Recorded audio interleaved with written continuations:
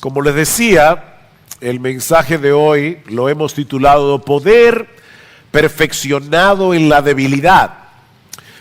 Pero bien habría podido titularse también Una lección difícil de aprender. Me estaba debatiendo entre esos dos títulos. Una lección difícil de aprender. Porque en este pasaje que Sigfrido leyó hace un momento, sobre todo los versículos 7 al 10, que es el que vamos a estar exponiendo en la mañana de hoy, Pablo nos enseña que nos conviene estar en debilidad. Sí, escuchaste bien. Nos conviene estar en debilidad para que sea perfeccionado en nosotros o manifestado a través de nosotros el poder de Dios. Nosotros los seres humanos solemos admirar a los individuos que han llegado a ser exitosos en lo que hacen.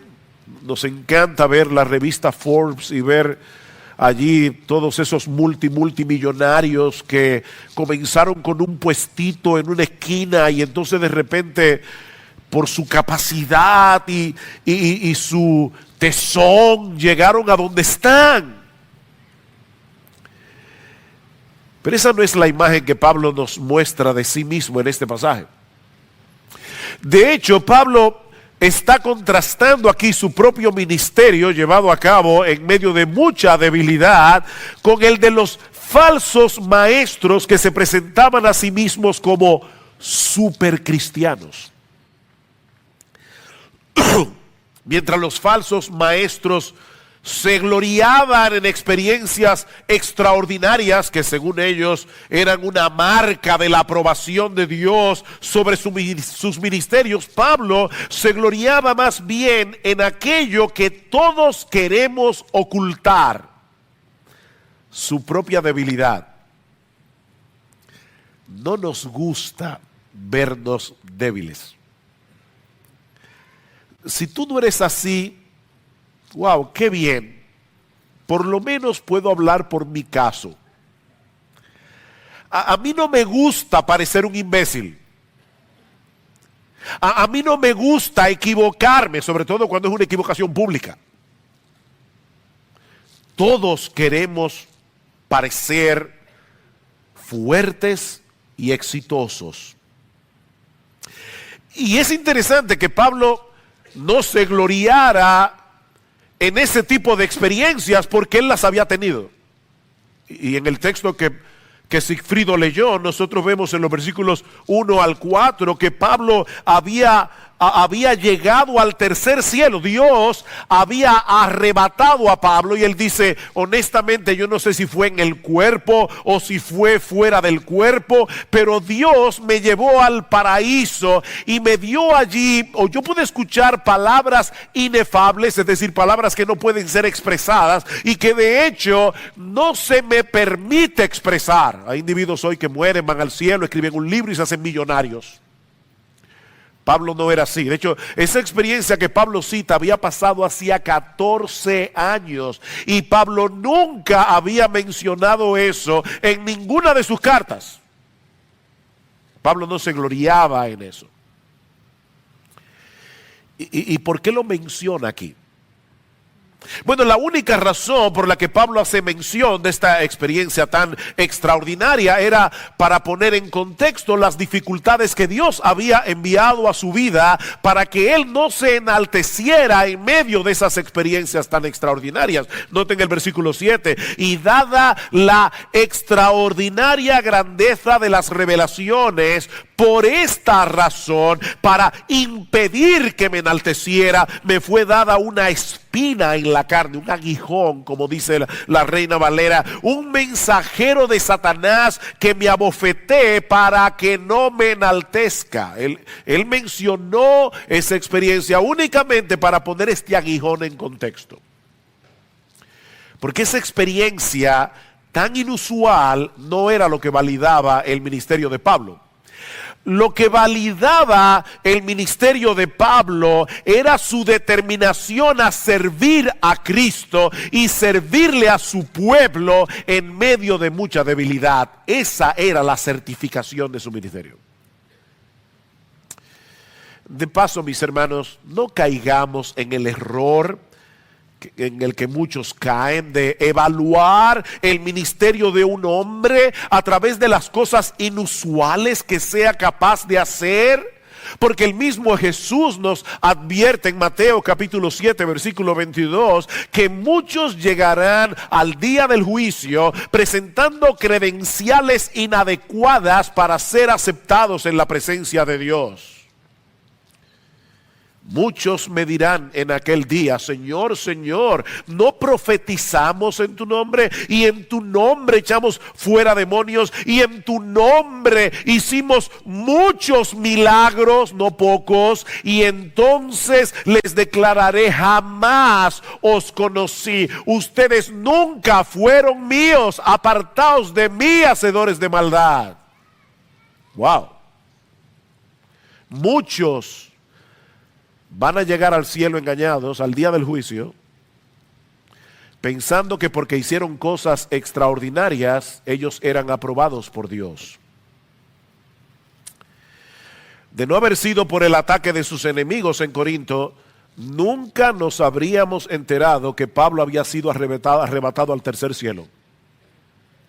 Su énfasis en este pasaje no está en esa extraña visita al paraíso, sino en esa espina o aguijón en la carne que había venido a su vida en consecuencia. Y mis hermanos, yo estoy convencido, plenamente convencido, que todos nosotros en el día de hoy necesitamos aprender esta difícil lección que Dios le dio a Pablo.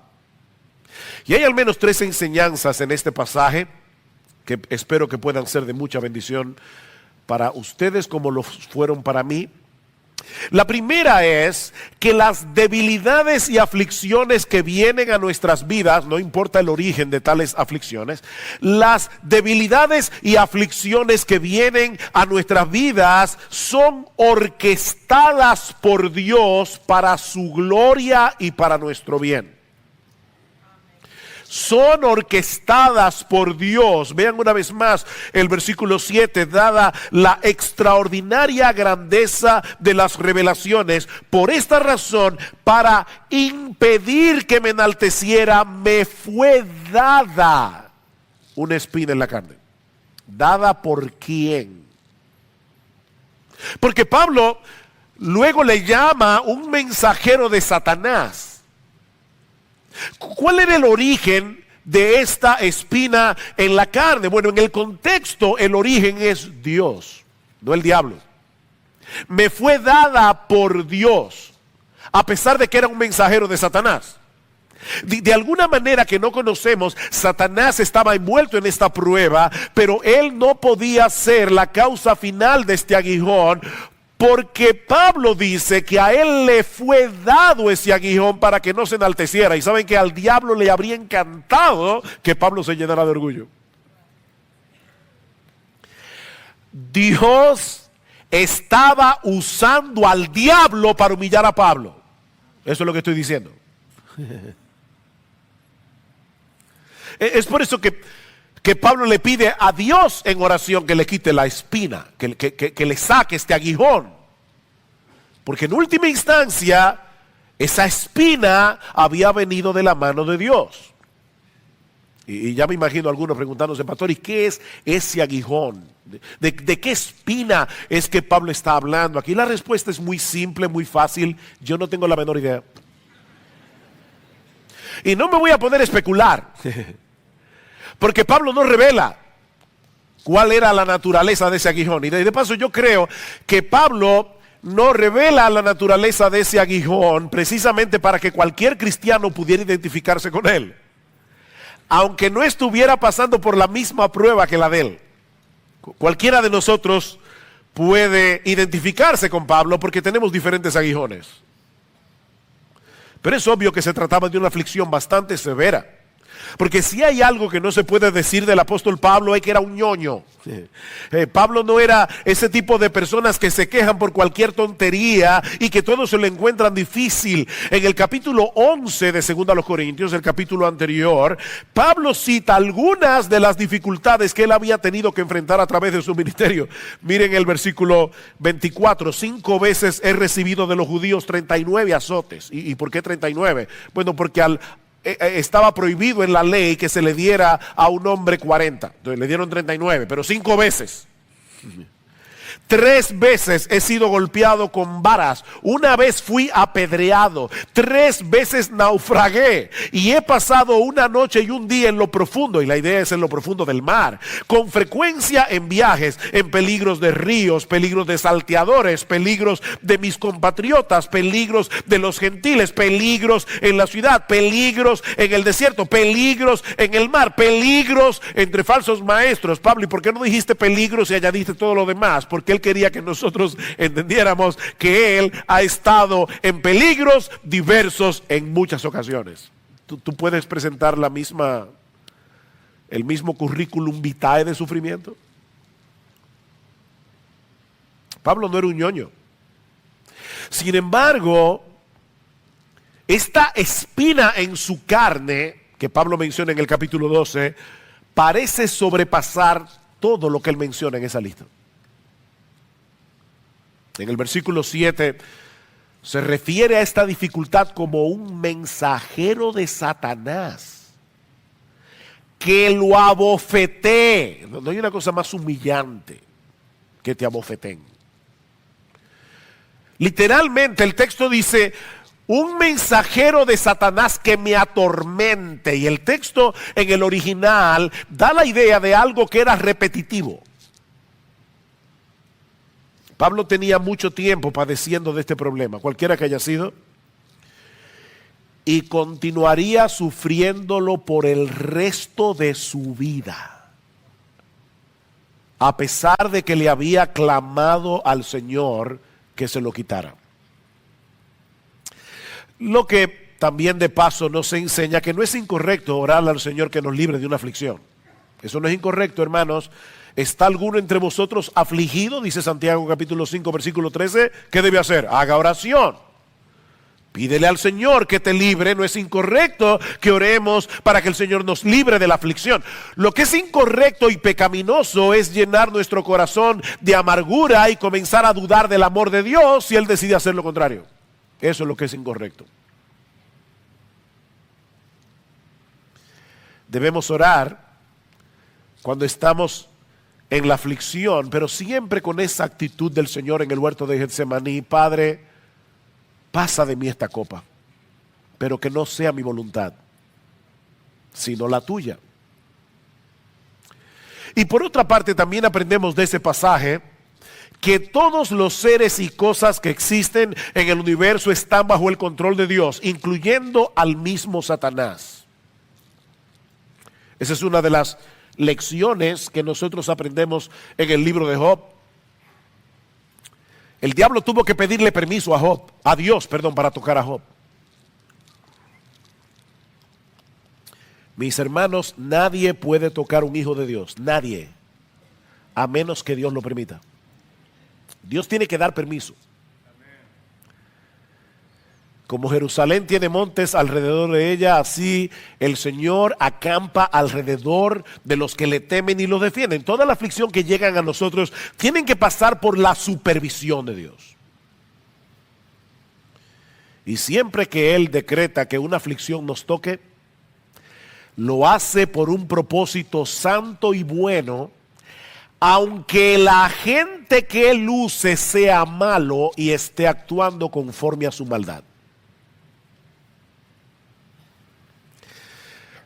Mis hermanos, ¿cuál es el mayor pecado que se ha cometido en la historia humana? El mayor pecado, la muerte de Cristo en la cruz. Sin embargo, ¿qué dicen los creyentes en Hechos capítulo 4, dice que en esta santa ciudad se unieron Pilato, Herodes, los judíos, los gentiles, para hacer cuanto tu mano y tu consejo habían antes determinado que sucediera. ¿Eran responsables todos esos individuos de la muerte de Jesús? Obviamente que sí. Pero Dios había decretado dejarlos en su pecado para que actuando pecaminosamente hicieran su voluntad. Oh, profundidad de la sabiduría y de la ciencia de Dios. En el caso de Pablo, este aguijón en la carne fue el medio que el Señor usó para mantenerlo en humildad. A pesar de que de alguna manera un agente satánico estuvo envuelto en el asunto. Mis hermanos, nuestro Dios es soberano, Él tiene control sobre todas las cosas, incluyendo los ataques del enemigo de nuestras almas o los pecados que otros cometan contra nosotros.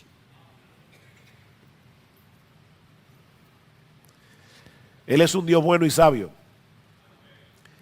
que todo lo decreta para su gloria y para nuestro bien. Así que, mi hermano, nunca olvides que en un mismo suceso Dios está tratando de hacer algo en tu vida y el diablo también. Dios está en ese suceso tratando de hacer algo en tu vida y el diablo también, en el mismo suceso. Pero sabes una cosa, tú no eres ni títere de Dios ni títere del diablo. No somos títeres, somos seres humanos, creados a imagen de Dios. Y por lo tanto, tú y yo tenemos la responsabilidad de reaccionar apropiadamente a las providencias aflictivas. Y eso nos lleva a nuestro segundo encabezado. Debemos aceptar gustosamente las providencias aflictivas que el Señor nos envía para debilitarnos, porque su poder se perfecciona en nuestra debilidad. Me gloriaré gustosamente, dice Pablo, en mis debilidades. No, bueno, hay que resignarse. Cuando yo era pequeño y algo pasaba que a mi mamá no le gustaba, ella siempre solía cantar una línea de una ranchera mexicana que decía: qué cruz tan pesada, qué largo el camino. No es con esa actitud que Pablo está reaccionando. Hay que resignarse, eso es lo que hay. Pablo le había pedido al Señor en 3 ocasiones por lo menos que lo librara de ese aguijón, y Dios le dijo que no. Y de paso, no es que Pablo oró una vez y luego oró otra vez y luego oró otra vez. No, probablemente oró muchísimas veces. Pero algunos comentaristas presuponen que Pablo se refiere a 3 ocasiones específicas en las que percibió en una forma muy aguda el impacto debilitante de esa espina o de ese aguijón en la carne. Pero al igual que al Señor en el huerto de Getsemaní, que también oró 3 veces, Dios le dijo: no, Pablo, te basta mi gracia. Versículo 9. Acerca de esto 3 veces he rogado al Señor para que lo quitara de mí, y Él me ha dicho: te basta mi gracia. En otras palabras, Pablo, tú tienes que aprender la lección de que mi gracia es suficiente. No importa la aflicción por la que tú estés pasando, no importa cuán débil estés, mi gracia es suficiente. Yo he citado esta historia anteriormente, pero cuenta Spurgeon que en una ocasión él iba a predicar en una iglesia y él estaba muy nervioso. Sí, los predicadores nos ponemos nerviosos a la hora de predicar. Él estaba muy nervioso y cuando iba en su carruaje, no en un carro, hacia la iglesia, dice que de repente recordó este pasaje: bástate mi gracia. Y dice que por primera vez en su vida él entendió la ironía del texto. ¿De qué tamaño es la gracia de Dios? Del tamaño de Dios mismo. Así que cuando Dios le dice a Pablo, bástate mi gracia, es como decirle a un guppy, ¿te es suficiente el océano o quieres más agua? Pablo, bástate mi gracia porque mi poder se perfecciona en la debilidad. Y imagino a Pablo argumentando con Dios en oración: Señor, yo estaría en una mejor condición para servirte si tú me quitaras esta espina, si tú me libraras de este aguijón. Pero el Señor le hizo ver que a través de esa aflicción tan terrible, Él estaba haciendo algo más maravilloso, porque Él estaba magnificando el poder de su gracia en medio de la debilidad de Pablo. Esa es la lección difícil de aprender. Y es importante aclarar aquí que Pablo no se está refiriendo a ninguna debilidad moral.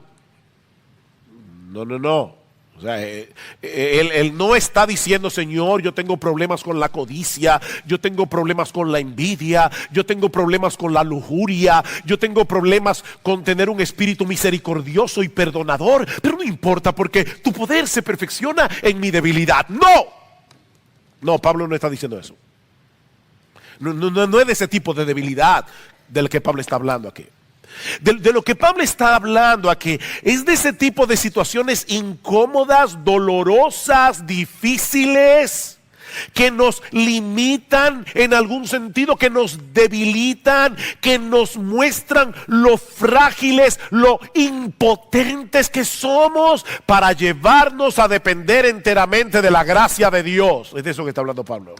Vean el versículo 10 del capítulo 12. Por eso me complazco en las debilidades. ¿Cuáles debilidades, Pablo? Bueno, en insultos.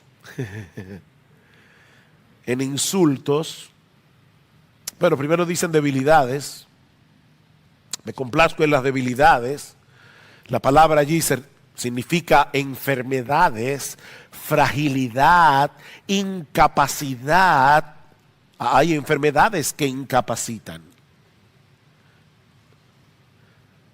En insultos, y esa palabra es muy fuerte, significa violencia, insolencia, maltrato, criticismo, ser injustamente condenado por otros. ¿Tú has pasado por esa experiencia? Miren, eso es duro. Sobre todo cuando te lo ponen en internet. Eso es duro. Y se lo digo por experiencia. Y lamentablemente tengo que decir que en algunas ocasiones no he reaccionado bien. Privaciones, literalmente necesidades, calamidades, tribulaciones de todo tipo. Persecuciones, esa no hay que explicarla. Angustias. Esa palabra me llamó la atención porque literalmente significa falta de espacio. Yo no sé si aquí hay algún claustrofóbico, pero esa es la idea. Tú te sientes asfixiado. Mi esposo y yo hicimos un viaje ministerial y los hermanos quisieron regalarnos unos días de descanso en un lugar bien bonito. Y la primera noche andábamos con una pareja de hermanos. A las 11 y pico de la noche estábamos solos en ese edificio porque era temporada baja. Eran varios edificios en un complejo. Cuando entramos en el ascensor, un ascensor bien pequeño, el ascensor se trabó. Y yo inmediatamente comencé a palpitar, a sudar. Me dice el hermano que andaba con nosotros: ¿tú eres claustrofóbico? Él me dice: vamos a tratar de abrir. Empezamos a tratar, el celular no funciona, estamos trancados ahí. la bocina, el timbre, pero el sitio estaba como de aquí a más allá de Logos, donde estaba la administración. Empezamos a gritar, nadie nos iba a oír. No de desesperación, pero gritar. No era, sáquennos de aquí, no era. El hermano y yo hicimos el esfuerzo para abrir la puerta solo para darnos cuenta que había una pared de metal ahí. Y yo dije, bueno, Señor, una de dos, o tú me das la gracia para ya aguantar esto hasta mañana, porque aparentemente vamos a dormir aquí. O bueno, a la gloria. Gracias al Señor, como a los 15 o 20 minutos oímos una voz del otro lado, pero para mí fueron como 15 o 20 horas trancados ahí en ese ascensor. Eso es lo que significa la palabra angustia. Espero que tú lo hayas sentido. Angustia. Y Pablo corona esta lista con esta frase, por amor a Cristo. ¿Lo vieron en el texto, versículo 10? Por amor a Cristo. Era por causa de Cristo que Pablo había padecido todas esas cosas, no por su propia necedad. Pero en vez de llenarse de amargura, Señor, pero yo te estoy sirviendo, ¿cómo tú permites eso? Pablo más bien dice, yo me complazco en eso. Alguien decía que Pablo había sabido abrazar su condición de vaso de barro. Su condición de vaso de barro. Si ustedes han leído 2 Corintios, saben que en el capítulo 4 de esta carta, Pablo se refiere al mensaje del Evangelio como el conocimiento de la gloria de Dios en la faz de Jesucristo. 2 Corintios 4:6. Para decir inmediatamente en el versículo 7, pero tenemos este tesoro, el tesoro es el conocimiento de la gloria de Dios en la faz de Jesucristo. Tenemos este tesoro en vasos de barro para que la extraordinaria grandeza del poder sea de Dios y no nuestra. ¿Ven el contraste entre la grandeza de la gloria divina que se revela en el Evangelio y la fragilidad de los vasos que usa Dios para manifestar esa gloria en el mundo a través de la predicación de la palabra? Mis hermanos, nuestra debilidad no es un impedimento para que se manifieste el poder de Dios a través del Evangelio. Todo lo contrario, esa fragilidad nuestra magnifica su poder. Dios no necesita de gente muy dotada, Dios no necesita de gente inteligente, Dios no necesita de personalidades atractivas para alcanzar a los perdidos. No, todo lo contrario, Él hace evidente la extraordinaria grandeza de su poder al usar personas comunes y corrientes como tú y como yo.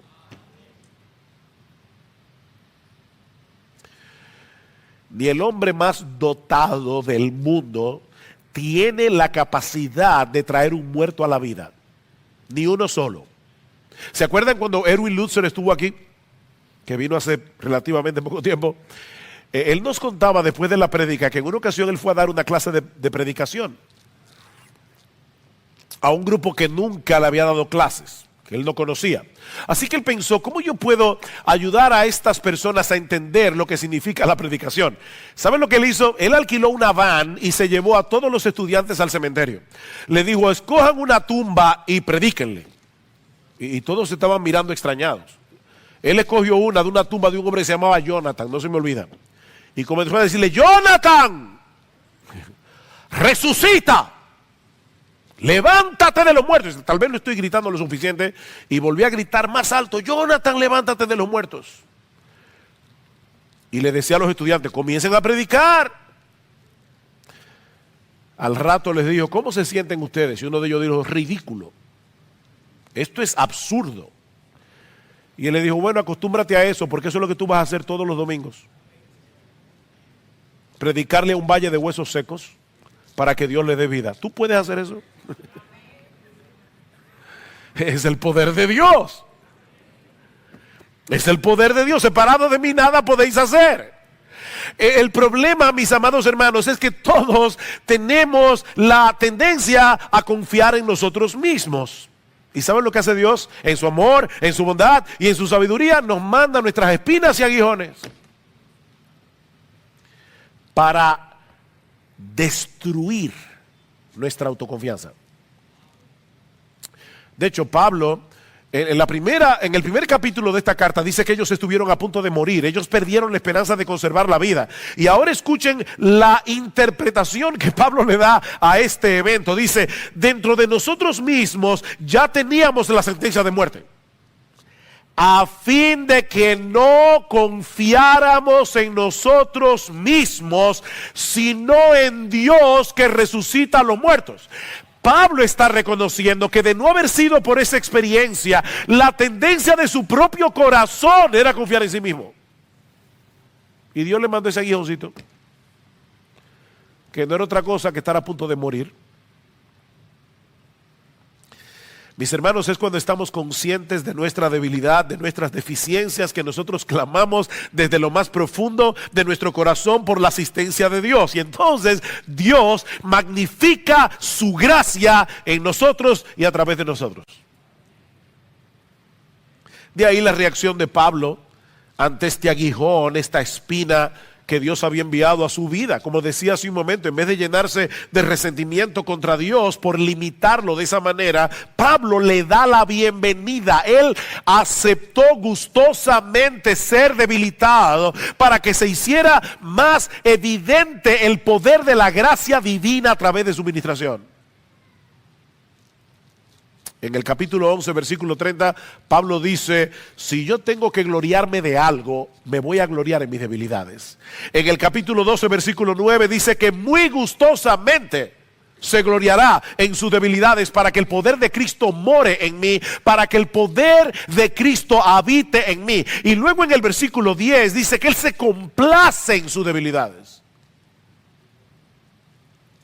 Y esa palabra significa estar satisfecho, gozarse, aceptar con agrado, preferir, disfrutar. Bienvenidas sean estas aflicciones, dice Pablo, porque cuando soy débil, entonces soy fuerte.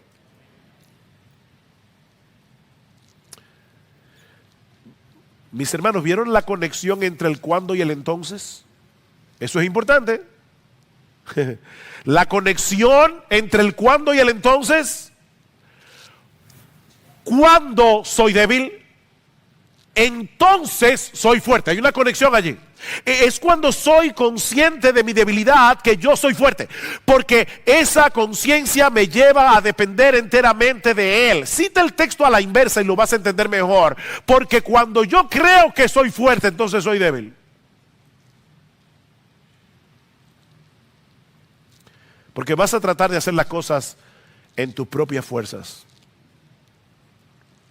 Me encanta cómo el Señor alienta al pueblo de Israel en Isaías 41:14. En ese momento de su historia, Israel estaba en una gran debilidad política, militar, rodeada de naciones enemigas. Ahora escuchen el estímulo de Dios.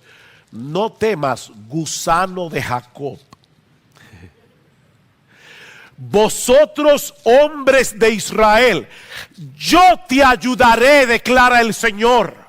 Y tu Redentor es el Santo de Israel. He aquí te he convertido en trillo nuevo, cortante de doble filo. Trillarás los montes y los harás polvo, y los collados dejarás como hojarasca. Los aventarás, el viento se los llevará, y la tempestad los dispersará. Pero tú te regocijarás en el Señor, y en el Santo de Israel te gloriarás. Oh, gloria a Dios, aleluya.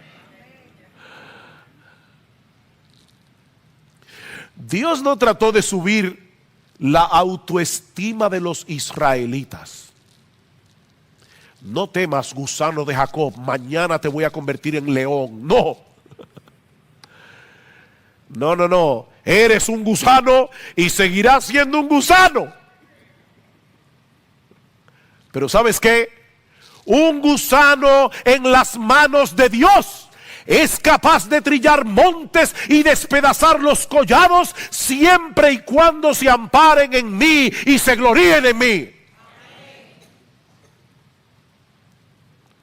No temas, gusano de Jacob. Cuando Moisés tenía 40 años de edad, estaba en su plenitud, un hombre educado en la sabiduría de los egipcios, estaba fuerte, joven. Él dijo, bueno, yo soy israelita, me eduqué en el palacio de Faraón, ¿quién mejor que yo para liberar al pueblo? Y fue un fracaso. Así que Dios lo envió 40 años más a la escuelita de Madián. 40 años pastoreando ovejas, hasta que finalmente cuando Dios lo llamó y le dijo, ahora sí Moisés, tienes 80 años, ahora te voy a enviar a liberar al pueblo. ¿Qué le respondió Moisés? ¿Quién soy yo? ¿Quién soy yo para que vaya a Faraón y saque de Egipto a los hijos de Israel? Ahora sí estaba listo, porque ahora Moisés había adquirido su conciencia de gusanía.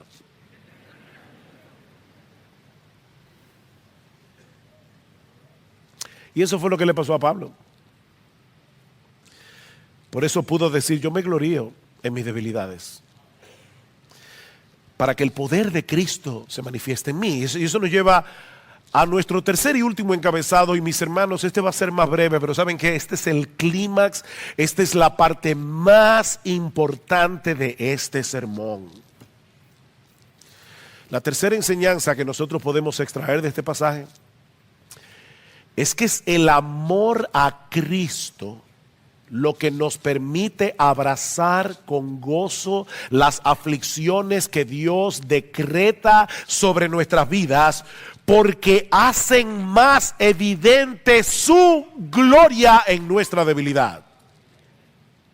Es el amor a Cristo lo que hace la diferencia. Vean una vez más el capítulo 12, versículo 10. Dice, por esto me complazco en las debilidades, en insultos, en privaciones, en persecuciones y en angustias por amor a Cristo.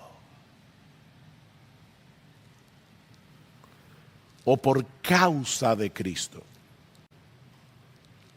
Todas las cosas que Pablo había estado padeciendo habían venido sobre él por causa de su amor por el Señor. Y era ese mismo amor a Cristo lo que lo llevaba a abrazar con gozo esas aflicciones limitantes y debilitantes, sabiendo que esas limitaciones hacían más evidentes el poder de Cristo actuando en él. Esa es la lógica de la fe.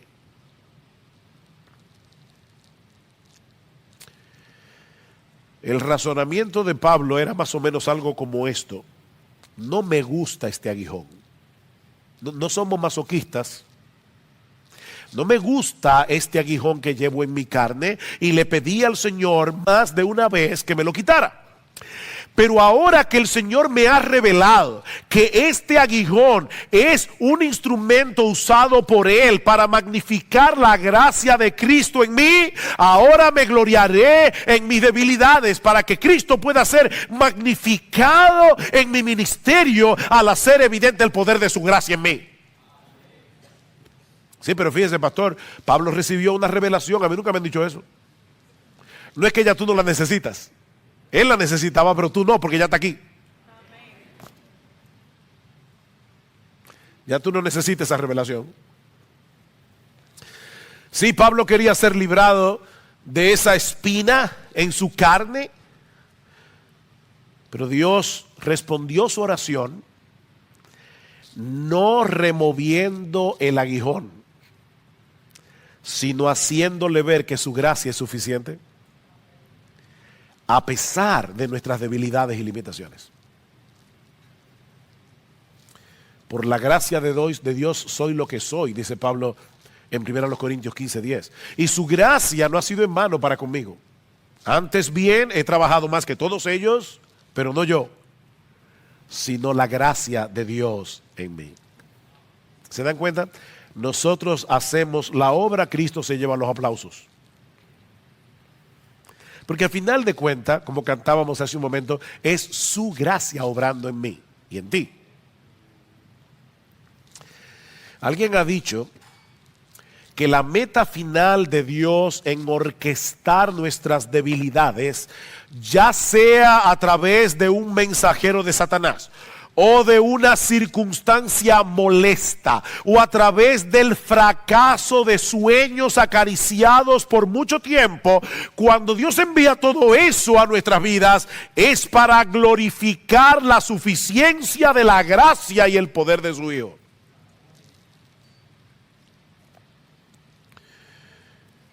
Cuando es el amor a Cristo lo que nos domina y no el amor propio, vamos a poder reaccionar adecuadamente a esas providencias aflictivas. Porque no vamos a tratar de pretender que somos supercristianos. Nosotros no queremos que la gente nos vea a nosotros. Amamos a Cristo, no tenemos amor propio, y cuando somos atrapados por ese amor a Cristo, más allá del amor propio, no nos importa glorificarle a Él, aunque nosotros tengamos que sufrir. John Piper lo dice de esta manera. Mis hermanos, escuchen esto. Cada palabra. La más profunda necesidad que tú y yo tenemos en la debilidad y en la adversidad no es obtener un alivio rápido, sino una confianza bien cimentada de que las cosas que nos pasan forman parte del más grande propósito del universo, es decir, la glorificación de la gracia y el poder de su Hijo. Esa gracia y ese poder que lo llevaron a la cruz y lo mantuvieron allí hasta que la obra de amor fue consumada. Y luego sigue diciendo Piper, esto es lo que Dios está construyendo en nuestras vidas. Ese es el significado de las debilidades, de los insultos, de las dificultades, de las persecuciones y de las calamidades que llegan a nuestras vidas por la providencia divina.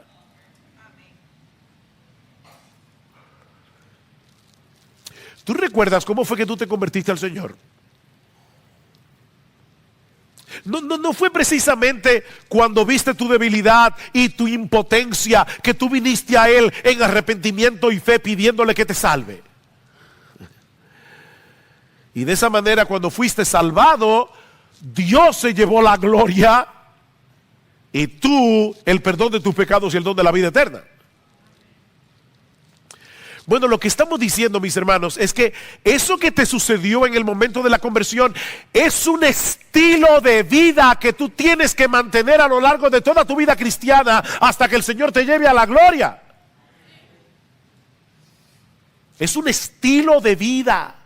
La misma actitud que te llevó a depender de Cristo para ser salvo debe llevarte a depender de Cristo hora tras hora, día tras día, mes tras mes, para ser santo y para ser útil en su reino. La misma dependencia.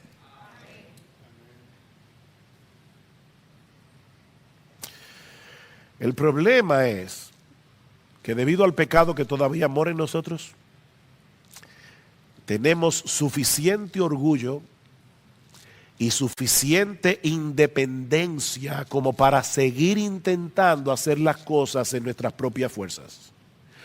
Y suficiente ignorancia como para creer que nosotros somos lo que no somos. Pero Dios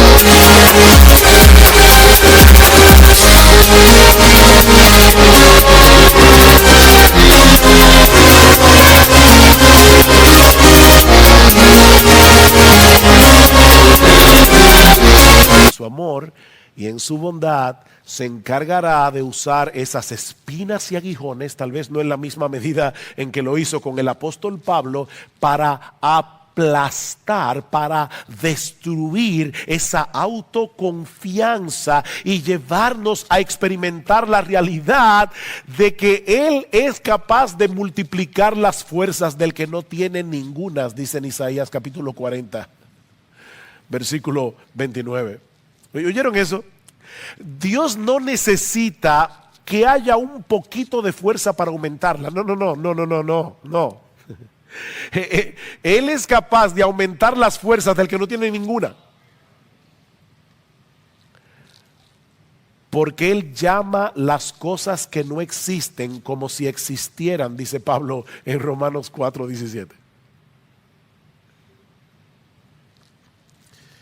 Acepta entonces, mi hermano, tu impotencia y por amor a Cristo, dale la bienvenida a esas aflicciones limitantes y debilitadoras que vienen a tu vida por la providencia de Dios, para que el poder todopoderoso de su gracia sea magnificado en ti. Acéptalo por amor a Cristo.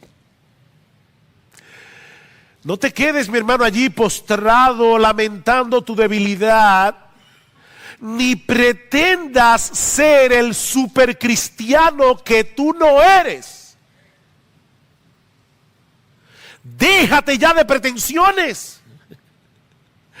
Y acepta con gozo esa conciencia de gusanía que te mantendrá de rodillas en dependencia de tu Señor, mientras pones tus dones en operación para la gloria de Cristo, en la edificación de su iglesia y en la salvación de los perdidos. Levántate, mi hermano, en tu debilidad y sírvele a Jesús aquí en esta iglesia. Deja de llorar tus debilidades, deja de lamentar tus debilidades. Levántate ya y sirve a Cristo con los dones que Él te ha dado, y déjalo que sea Él que decida cómo, cuándo, dónde te va a usar. Y si tú estás aquí sin Cristo en esta mañana, yo quiero invitarte a que aceptes el hecho, mi amigo, óyeme bien, yo quiero que tú aceptes el hecho de que es absolutamente imposible que tú puedas salvarte por algo que haya en ti o por algo que pueda ser hecho por ti. La Biblia dice que la salvación se obtiene únicamente por medio de la fe. ¿Sabes por qué? Porque la fe magnifica al Salvador en el que se cree y no a la persona que cree. ¿Oíste eso? La fe magnifica al Salvador en el que uno cree, no a la persona que deposita su fe en Él. Porque Dios quiere que su Hijo se lleve la gloria en todo.